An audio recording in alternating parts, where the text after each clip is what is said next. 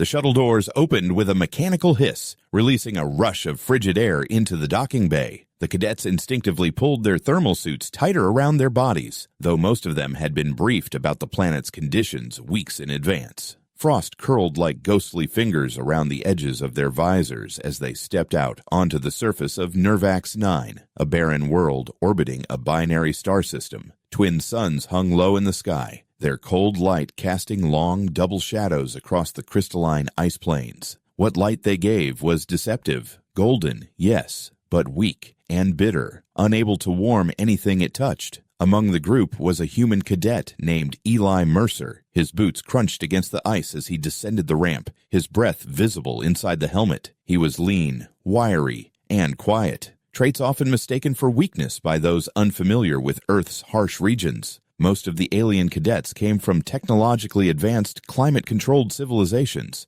Their biology allowed for either internal temperature regulation or symbiotic gear designed for their homeworld's unique conditions. Nervax 9 was not kind to them. The Academy's trial was brutal by design, meant to strip away comforts and test survival instincts without modern support. And this year, the test had a cruel twist. For 30 days, no cadet could use fire, combustion, or powered heat of any kind. The announcement had sparked protests, particularly from species whose bodies couldn't handle extreme cold, but the Academy held firm. Energy emissions were traceable by hostile satellites. Heat signatures meant death on certain war-torn worlds. Instructors insisted the exercise simulated real Black Ops survival on hostile ice planets. Fires would not be tolerated. The only tools allowed were primitive ones, and anything constructed had to be purely mechanical or made from the environment. Eli understood the rules better than most. He had grown up in the mountainous tundra regions of Earth, where snowdrifts could reach rooftops and matches wouldn't light in the wind. His father, a survivalist and off-grid engineer, had taught him how to trap heat without flame, how to reflect sun rays with glass bottles, and how to carve shelter from ice without losing digits to frostbite. Eli had never thought those lessons would find relevance in space, but now, standing on Nervax 9's glacial crust, they felt like his only weapon. Around him, the alien cadets began dispersing, fanning out across the jagged, ice-blasted terrain to claim areas for shelter. Some flared with bravado, glowing skin or clicking mandibles emitting dismissive remarks as they looked toward the quiet human. One cadet from the amphibious Beltar species, whose gelatinous skin had already begun crystallizing in the thin wind, muttered something to her companion about the human freezing in his own sweat within a day. Eli didn't respond. He simply adjusted the straps of his supply pack and began walking, scanning the terrain for natural formations. He didn't need friction, he needed reflection. Within a few hours, the sun dipped lower, casting the world into a haze of dusk and frost. The temperature plunged rapidly, faster than many had expected. The snow wasn't snow at all. It was more like frozen glass dust, sharp and loud underfoot. Tiny shards danced in the wind like whispers of broken crystal, slicing into exposed fabric and cutting visibility to nearly zero. Most cadets retreated to makeshift shelters, some activating emergency pods buried under thick ice. Mechanical cocoons permitted only for passive insulation, not powered heat. Inside those cold chambers, bodies curled in silent misery, breath freezing on helmet glass. Eli, however, didn't hide. He had found something promising. To the east of the main drop zone, he stumbled upon a narrow ravine, half sheltered by a sloping ridge of translucent mineral. The walls glowed faintly, reflecting light from the twin suns in a mesmerizing pattern of golden veins and icy blues. But what caught his eye were the pools, shallow, slow-melting bodies of water trapped under a thin crust of ice. The ice was smooth, not jagged or cracked like what he had walked on, but curved, thick, and oddly clear. He knelt beside one, brushing away snow to see better. Light danced through it. The layer magnified the sunlight in a way that pricked at his instincts. Back on Earth, he had once used a broken vodka bottle to focus the sun onto a strip of bark during a winter hike. It had taken 15 minutes to spark a flame, but it worked. This ice, it reminded him of that lens.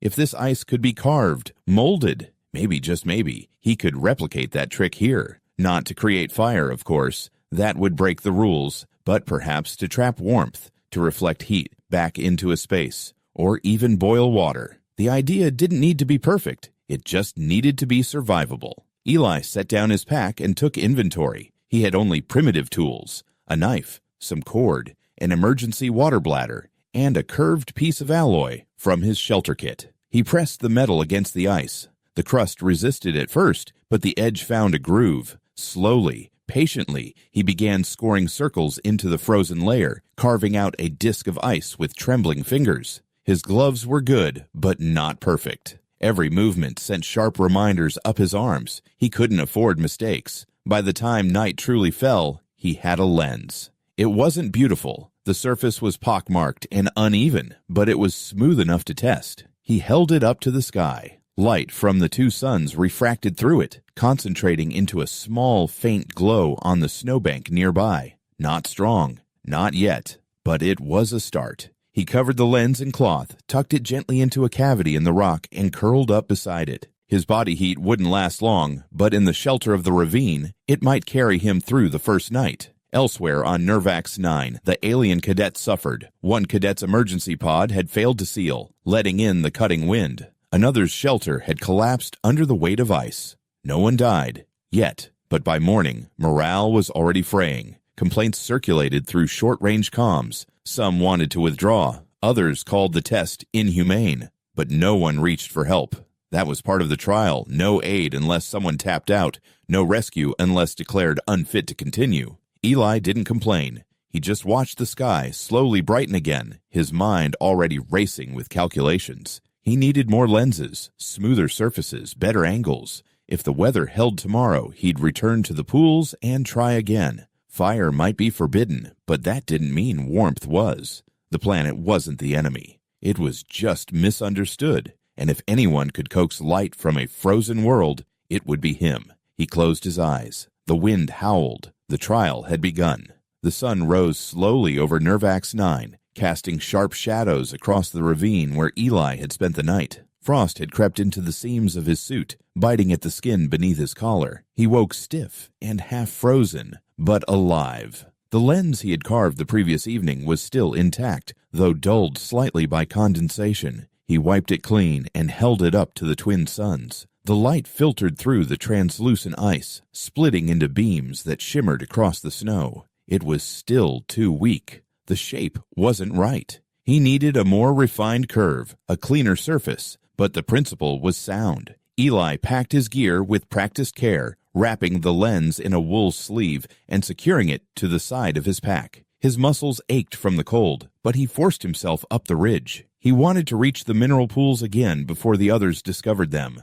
Not because he was trying to hoard resources, though that thought had crossed his mind, but because he didn't trust them not to ruin the fragile ice in their desperation. He made his way along the ridge with cautious steps. The wind had dropped, but the ice underfoot was more brittle than before, cracking faintly with each step. The terrain had shifted slightly overnight. Thin fractures spider-webbed across the surface, indicating some kind of subterranean shift. If the wrong shelf gave way beneath him, it could send him tumbling into a crevasse. He moved slowly, avoiding tension points, until he reached the edge of the pool site. The scene below was surreal. The pools glistened like captured starlight, their surfaces undisturbed and smooth as glass. Light from the suns refracted through them, casting luminous arcs on the icy walls. Eli descended into the basin and selected the largest lens-shaped slab. He knelt beside it and began working with his knife, using the curved alloy from his kit as a shaping guide. The process was painstaking. He shaved off thin layers of ice in a circular motion, rotating the piece after each pass.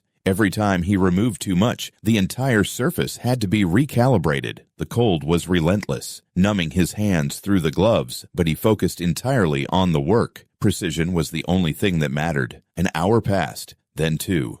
The suns climbed higher, their light becoming marginally warmer, still weak, but bright enough to cut through the atmosphere's haze. Eli finished the lens and held it above a mound of dark rock. A small, focused beam shimmered on the surface, and a faint hiss rose as the moisture began to steam off the stone. It wasn't fire, but it was heat. Controlled, focused, and silent. A different kind of warmth. He smiled for the first time since the trial began. A voice echoed faintly from above. "What are you doing down there, human?" It was sharp, irritated, and familiar. Eli turned without surprise. A cadet from the Corthari species stood above him on the ridge, her reptilian eyes narrow, her thin armor shimmering faintly in the sunlight. Her name was Irkal, and she had earned a reputation among the others as a loud skeptic and competitive rule stickler. She carried herself with authority even when the instructors weren't watching. Eli didn't answer. He didn't need to. She slid down the slope with practiced ease, her clawed boots gripping the icy surface. She eyed his setup with suspicion.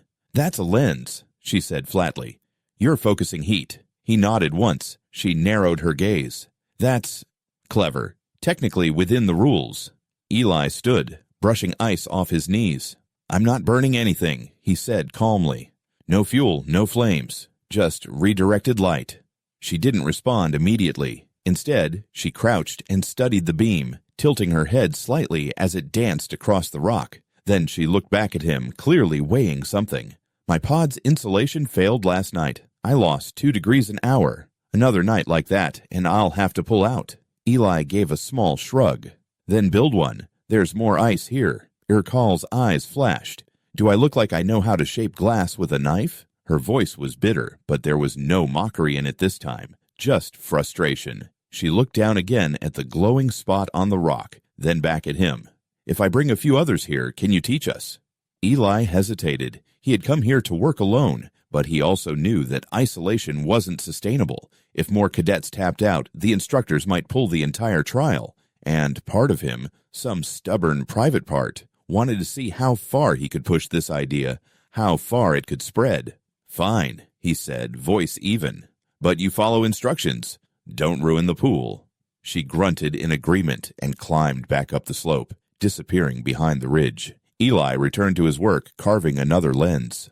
This one he shaped slightly wider, testing how the light spread differently across surfaces of varying textures. By the time Irkal returned, she wasn't alone. 2 more cadets followed her. One was a short, compact alien with luminous eyes, an Avori male, and the other was a towering pale-skinned Varnin with frost clustered in his beard-like facial ridges. Neither looked hostile, just tired. Eli laid out the process with minimal words. He demonstrated each motion slowly, making sure each cadet understood the angles, the pressure, and the rotation. He showed them how to wrap the lenses once finished, how to store them safely, and how to aim the beams properly, depending on the time of day. Irkal paid attention. So did the others. No one spoke unless necessary. Hours passed. The site became a workshop. By mid-afternoon, 5 lenses had been shaped, and one shelter near the edge of the basin had been retrofitted with a heat reflector made from cut metal and polished ice. When the sun hit it, the reflected warmth was enough to raise the inside temperature by 10 degrees. It wasn't paradise, but it was survival. And for most cadets, that was all they needed. Eli worked without pause. His hands were raw beneath the gloves and his shoulders burned from tension, but he didn't stop. He had found something useful, something real, not just for himself, but for others who had written him off as soft, or weak, or primitive. That evening, as the light began to fade, he sat near the mouth of the pool basin and stared up at the fractured sky. He could see streaks of plasma dancing along the upper atmosphere, a natural phenomenon known on Nervax 9 as skyfire. It looked like auroras, but moved with the erratic rhythm of a living organism. Footsteps crunched behind him. He turned to see the Varnin cadet approaching with a wrapped bundle. The alien held it out without speaking. Inside was a small lens, rougher than Eli's but functional. It was the first one the Varnin had completed on his own. Eli nodded in approval. "Good curve," he said. "You'll get better with the next." The Varnin didn't reply, just gave a slow nod and returned to his shelter. That night, Eli didn't sleep in his ravine alone. He joined the others in the newly reinforced enclosure, where 5 lenses focused faint warmth into a shared center. No fire, no electricity, no heat signatures, just ice and sunlight, bent by hand and will. For the first time since the trial began, he felt something close to comfort. Not physical comfort. His body still ached, and the cold seeped through the walls like breath on glass, but the quiet kind, the kind born from purpose, from proving a point without needing to say it out loud. Tomorrow, more cadets would likely come. Word would spread, and with it, so would the light. The following morning began with brittle silence. the kind that pressed into the ears and seemed to flatten every sound before it reached the air. Eli woke first, stirring under the thin insulating sheets the cadets had layered over themselves during the night. His body was stiff, his skin marked with raw patches from the cold, but his mind was sharp. He pushed himself upright and unwrapped the lens he had kept closest to him as he slept. It had held its shape, though frost had gathered along its rim. He cleared it gently and stepped outside, where the suns were already edging over the horizon. The sky was a pale violet streaked with faint traces of plasma arcs. The ground glittered with crystalline frost, broken only by the uneven trails where cadets had walked the day before. He set the lens on a small mound of snow, angled it carefully, and waited. The light began to condense into a focused beam, brighter and steadier than the first experiments. When it hissed faintly against the ice, melting a thin channel into the surface, he knew the refinement was working. Behind him, the others began to stir. Irkal emerged first, pulling her protective gear tightly across her frame. Her reptilian eyes adjusted quickly to the brightness, and she gave a curt nod in Eli's direction. She had not spoken much after the workshop the day before, but her presence near him now suggested an acknowledgement of his role. The Avori cadet followed soon after, blinking against the glare, and the Varnin rose slowly from his position near the back of the shelter, his massive shoulders creaking as though carved from ice themselves. None of them questioned what Eli was doing. Instead, they gathered in a loose semicircle, watching the light beam expand against the snow. Eli broke the silence. "This isn't enough. One lens gives heat. Yes, but not for long. We need to scale it." His voice was calm, steady, not loud, but clear enough to reach them all. He lifted the lens higher to demonstrate, showing how the beam shifted with angle and distance. "If we can redirect several beams into one point, we can reach boiling heat, water, cooking, sterilization." The idea lingered in the air, heavier than the cold itself. The cadets exchanged glances, each weighing the risks and benefits. Fire was still forbidden, but nothing in the trial rules prohibited concentrated light. If this worked, it would change everything. Irkal crossed her arms and tilted her head.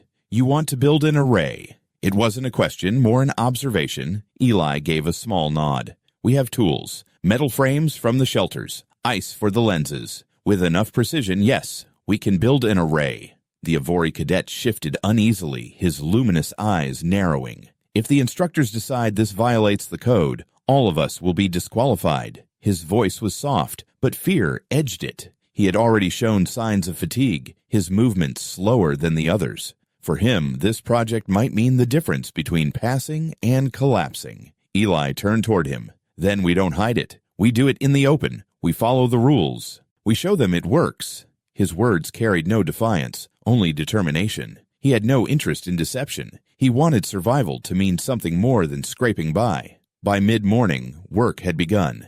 Eli directed the others with minimal instruction, assigning tasks that suited their abilities. Irkal used her claws to carve precise grooves in the ice discs, smoothing the rough edges faster than any knife could. The Avori cadet was nimble, able to adjust delicate angles with steady hands, perfect for aligning the lenses. The Varnin's strength allowed him to lift heavy slabs of ice and hammer metal rods into place as supports. Together, under Eli's guidance, they began shaping the first framework for the array. The process was grueling. The cold gnawed at every uncovered joint. Fingers stiffened, breath crystallized, and muscles cramped. But the structure slowly took shape. A crude tripod of metal rods was driven into the frozen ground. At its apex, Eli mounted the largest lens, positioning it to catch the direct light of the suns. Smaller lenses were then aligned along the base, angled toward a common point in the center. He adjusted each with meticulous patience, carving wedges of ice to hold them in place, tightening cords until the beams converged. By afternoon, the test was ready. A shallow metal bowl had been placed at the focal point, half filled with snow. The cadets gathered around, their breath-forming plumes in the frigid air. Eli made the final adjustments, then stepped back. The suns were strong overhead, their light pouring through the ice with dazzling intensity. Beams converged on the bowl, scattering brilliance across the basin. Minutes passed. At first, nothing happened. The snow sat motionless, stubbornly frozen, as though mocking their effort. Irkal shifted impatiently, muttering under her breath. The Avori looked down, already half defeated. Eli stood completely still, eyes fixed on the bowl, refusing to blink. Then, a thin stream of water trickled along the edge. A hiss rose faintly, barely audible over the wind. The trickle became a pool, steam rising in faint wisps. The snow was melting. More than that, it was heating. Rapidly, the beams tightening as the suns reached their peak angle. Soon the water trembled, shivering under the intensity, and then, at last, it broke into rolling bubbles. The sound was so alien in that frozen world that for a moment no one moved.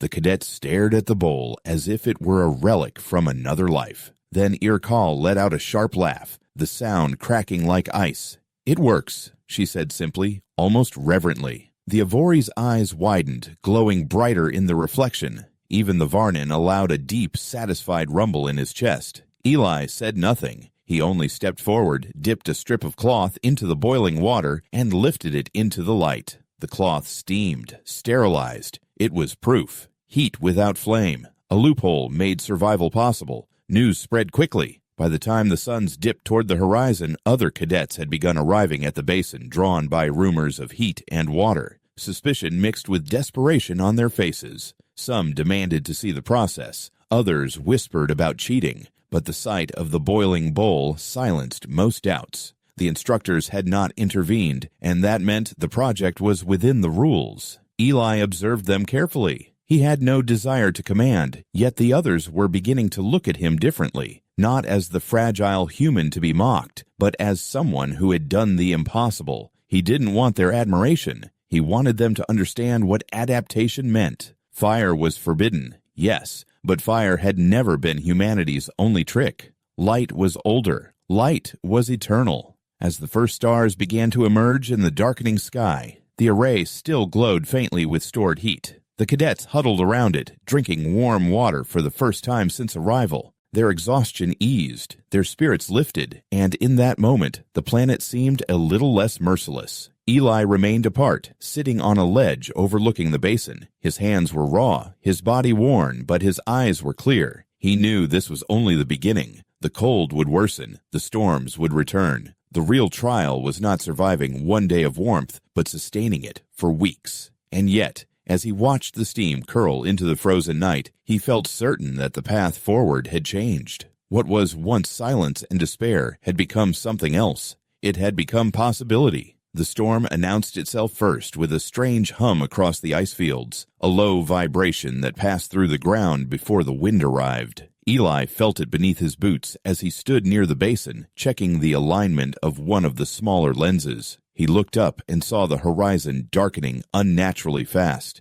Heavy clouds rolled in, swallowing the last streaks of sunlight. The violet sky turned to slate, and the plasma arcs above bent and twisted like wounded serpents. He knew immediately what was coming. The instructors had warned them in vague terms about Nervax 9's atmospheric disruptions, but no one had described the storms with any clarity. Now he was about to see why. The first gust slammed into him so hard that he staggered back several steps, his gloves scraping against ice as he tried to steady himself. The wind carried shards of frozen crystal, each no larger than a fingernail, but sharp enough to cut exposed skin through thin fabric. Within minutes, visibility dropped to less than 10 meters. The basin, which had become a center of activity for the cadets, transformed into a maelstrom of shrieking wind and flying debris. The array shook under the force, its metal rods groaning. Lenses rattled dangerously in their frames. Irkal appeared through the haze, crouched low, her scaled body pressed against the wind. She shouted, but the storm swallowed her words.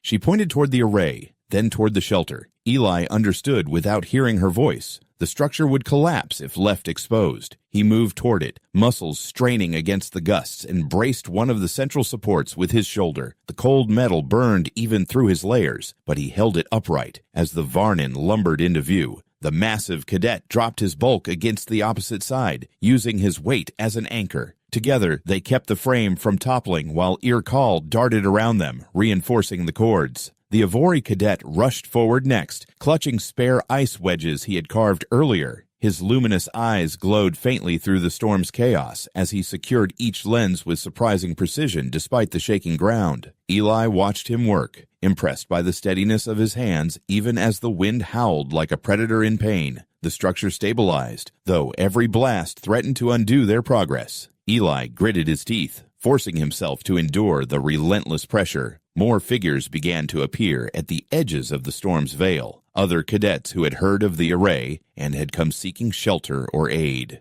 Their outlines staggered and flickered in the dim light, bent nearly double as they pushed against the gale. Eli's stomach tightened. He could count at least 5. They stumbled into the basin, some carrying fractured pieces of gear, others clutching their arms or sides where the ice shards had cut through. The shelter was already at capacity. Without expansion or heat, these newcomers would not last the night.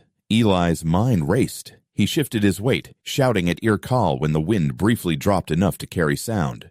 "We need to expand the dome." She glanced at him, scales dusted white from frost, and gave a single sharp nod. She darted toward the shelter, motioning for the others to follow. Eli stayed with the Varnan and the Avori until the structure held steady against the worst of the gusts. Then he left them bracing it and sprinted after Irkal. The shelter walls trembled under the weight of the storm. Inside, cadets huddled together, faces pale and breath shallow. The heat from the array still radiated faintly, but it wasn't enough for so many. Eli grabbed the nearest metal frame and began shifting it, directing the others to drag ice blocks into place. The Varnan eventually joined them, using his strength to push heavy slabs that none of the others could move. Irkal cut grooves quickly with her claws, slotting the slabs together into extensions. The Avori brought more lenses, aligning them at angles to reflect heat deeper into the enlarged space. It was chaos, but it was progress. Eli shouted instructions only when needed, relying on the cadets' instincts to fill gaps. He noticed something shift in the way they moved around him.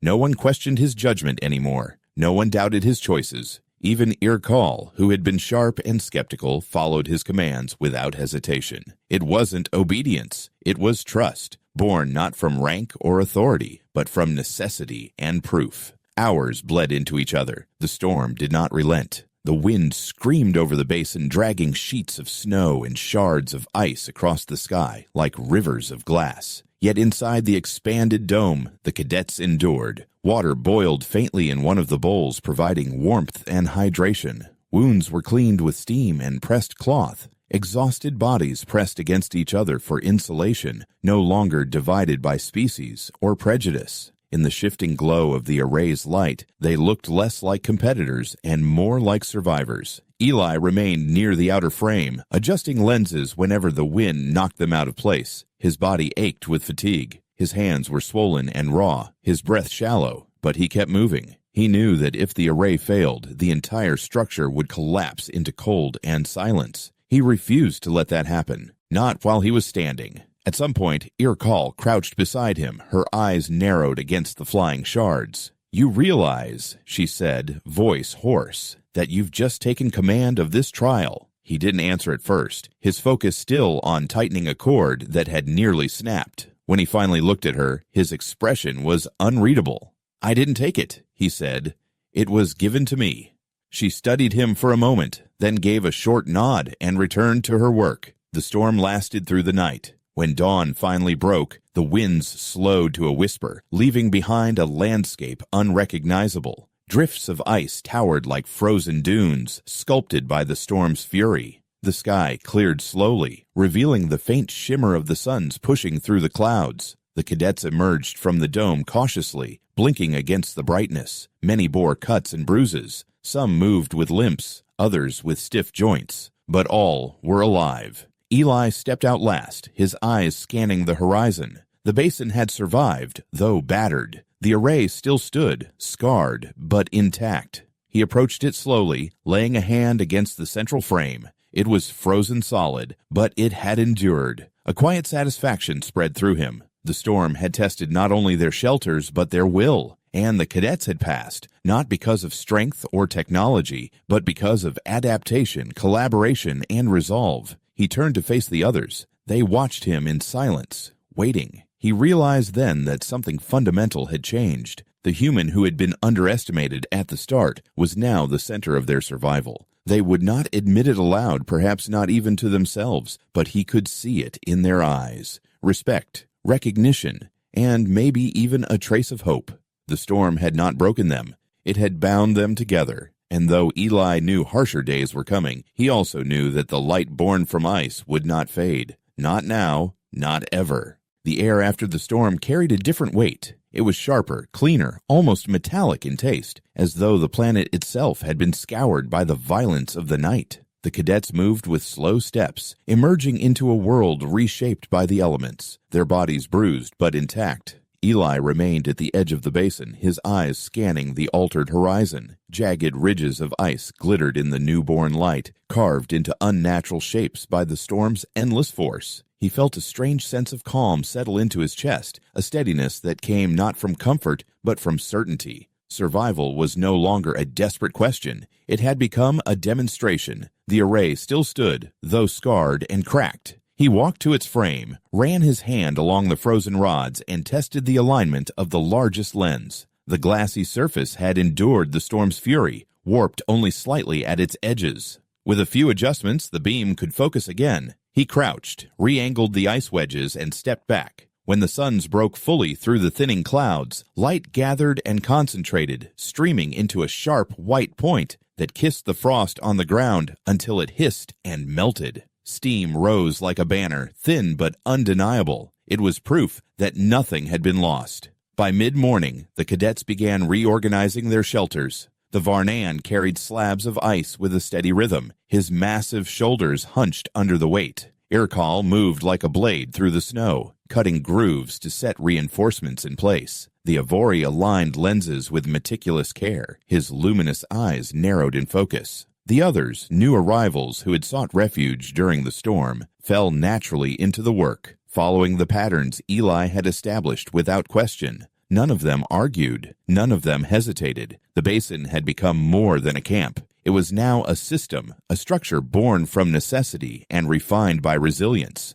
Eli did not speak often as he worked. He did not need to. Every adjustment of his hands, every nod or glance was enough to direct the flow of effort. He was no longer the human cadet dismissed as fragile. He was the one who had built light from ice, the one who had refused to collapse when the storm came. Authority had settled onto him, not through command, but through survival, and the others accepted it silently. Days passed in measured rhythm. The storm returned only in weaker echoes, as if reluctant to challenge what had been built. The array grew larger, refined with each modification. Smaller lenses were linked in series to amplify the heat, allowing bowls of snow to boil quickly. Water was no longer rationed with fear. Cuts were cleaned and wrapped. Food was warmed, and the shelter's interior held a consistent glow that kept frost from creeping into lungs. For the first time since arrival, cadets spoke in normal voices, no longer forced into tight whispers between clenched teeth.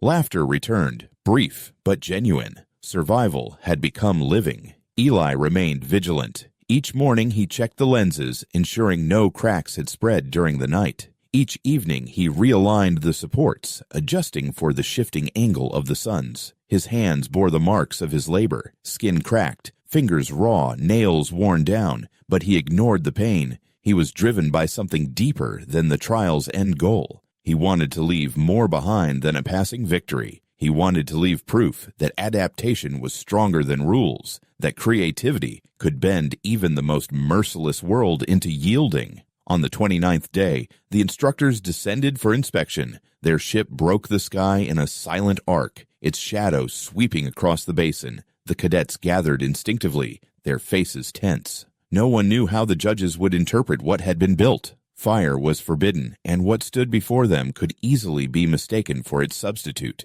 If the instructors saw it as a violation, all effort would be undone. Eli stepped forward as the craft landed. He kept his posture steady, his expression calm, though his heartbeat thundered in his chest. The hatch opened with a hiss, and 3 figures in metallic suits emerged. Their visors mirrored the world, revealing nothing. One raised a hand, signaling for silence. Then the group advanced, boots crunching against ice, eyes scanning the basin. The leading instructor stopped before the array. The lenses reflected his mirrored visor, beams of light scattering across the polished surface. Eli stood beside it without flinching. He expected a reprimand, perhaps even immediate disqualification. Instead, the instructor spoke in a voice that carried through the cold with cutting clarity.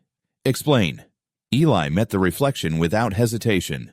The rules forbid fire, combustion, or energy emissions. This is neither. This is light bent through ice, shaped by hand, powered by the suns. No flame, no traceable heat signature, only adaptation. His voice was even, stripped of defiance but filled with conviction.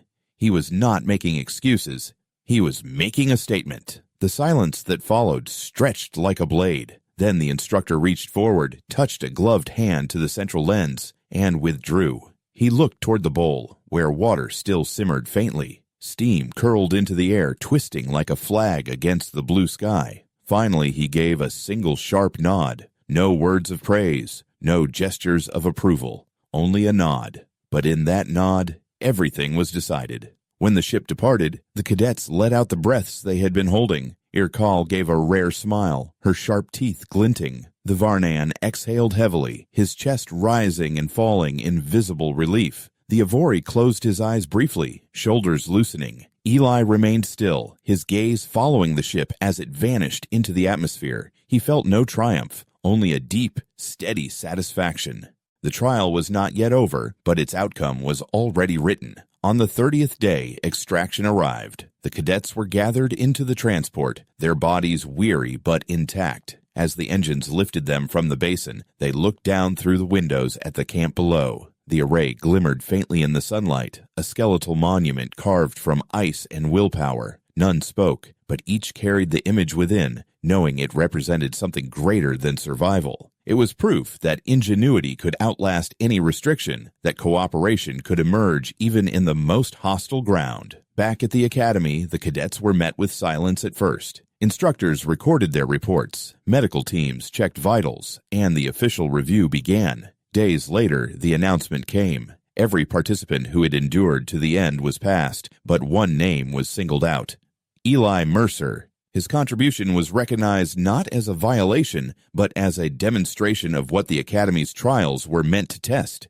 adaptability, ingenuity, and resilience in the face of impossible odds. When his name was spoken before the assembly, Eli stood quietly among the others. He did not raise his hand, did not bask in the attention. He simply lowered his head slightly, acknowledging the recognition without seeking it. Around him, the cadets who had once dismissed him now looked at him differently. Respect gleamed in their eyes, some even gratitude. But for Eli, the true victory had come earlier, in the frozen basin under stormlight, when the impossible had been reshaped into survival. As he left the hall, he caught a glimpse of his reflection in a corridor mirror. His face was drawn, marked by frost scars and fatigue, but his eyes were steady. He understood then what the trial had given him. Not just survival, not just recognition, but a lesson carved deeper than ice. Fire could be denied, rules could be twisted, but light could never be taken away. It only needed someone to see it, to shape it, to use it. The trial was over, the chapter closed, and in its closing, the truth remained. The human had built warmth from a frozen world and taught others to endure. Victory had not come from breaking the rules, but from bending the world itself into something livable, fireless, but alive. And that was enough.